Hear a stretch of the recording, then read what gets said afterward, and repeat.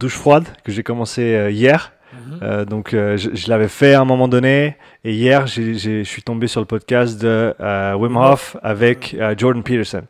Okay. Et là j'ai dit ok c'est bon, c'est reparti. Donc petite douche froide le matin à l'heure actuelle. Quel est l'intérêt de cette douche froide pour toi? Parce que moi je suis passé par ce processus aussi et tout l'apprentissais de la respiration et entre autres la méthode Wim Hof et l'exposition au froid, ce que je ne fais plus aujourd'hui.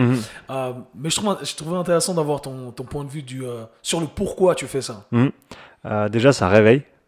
Pas besoin, ça, c'est sûr. Pas besoin de café. Pas besoin de café, il est d'accord.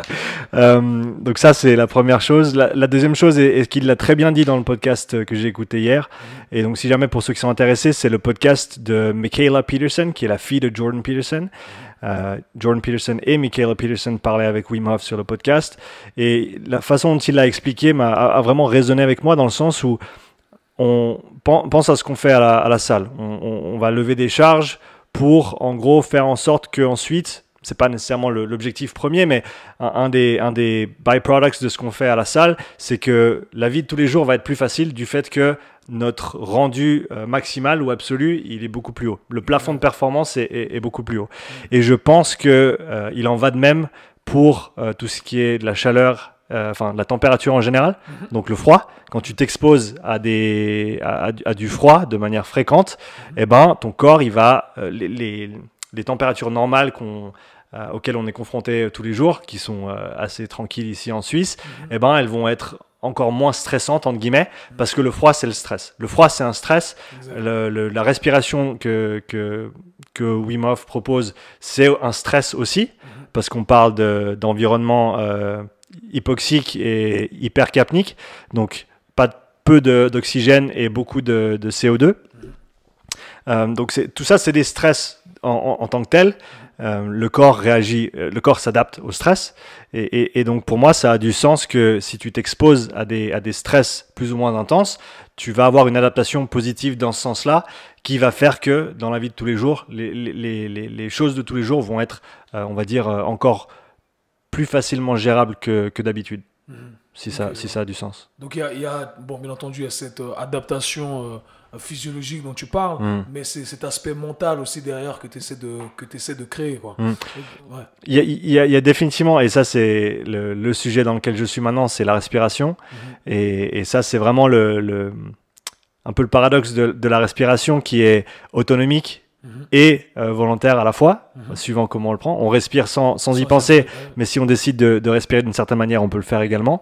Et qui est un petit peu la porte par laquelle on peut accéder à notre système autonomique, avec différentes manières de respirer. Et ça a été exploré depuis très très longtemps dans le yoga notamment, avec, encore une fois, la respiration, c'est pas soit Wim Hof, soit ça, c'est énormément de techniques différentes, avec des buts différents, avec des effets différents aussi au niveau des échanges gazeux, au niveau physiologie, etc.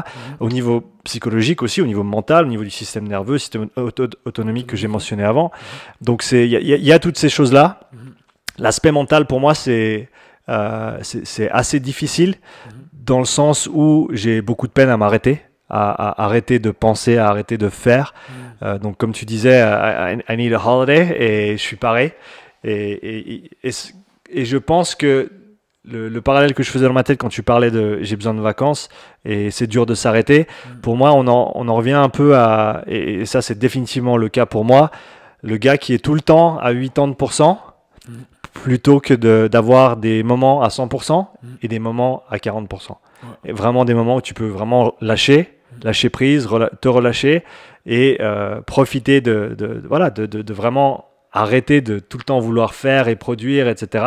Même si c'est en moi et j'adore ça, je sais qu'il y a énormément de valeur dans ce côté-là des choses aussi, de savoir arrêter. C'est la polarisation, c'est la variabilité, c'est la possibilité de faire beaucoup ou de rien faire.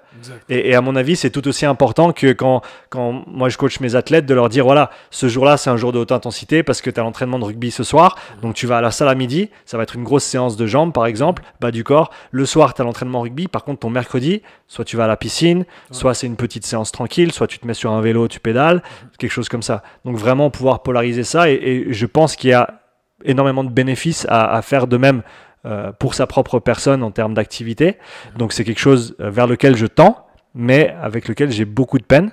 Et donc si on veut, pour moi, le froid et le yoga que je fais et un petit peu de respiration aussi, on va dire, pour moi, je sais que c'est la porte entrouverte pour accéder à ce monde-là, avec lequel j'ai beaucoup de difficultés. Mais donc, pour l'instant, je m'en tiens à l'aspect physique ou physiologique, mais je sais que ça va me mener là où je veux aller. En gros, c'est une stratégie un peu détournée pour arriver à ma fin qui va être de shut the fuck up, what's going up in the brain. Tu vois? Ouais, je vois, c'est intéressant. Mais tu vois, du coup, j'ai mentionné ça parce que c'est un sujet intéressant. C'est juste que, comme pour le yoga, hein, peut-être que tu avais une approche différente, comme tu l'as mentionné auparavant. C'est juste qu'il faut savoir utiliser le bon outil au bon moment pour le job qu'on veut accomplir.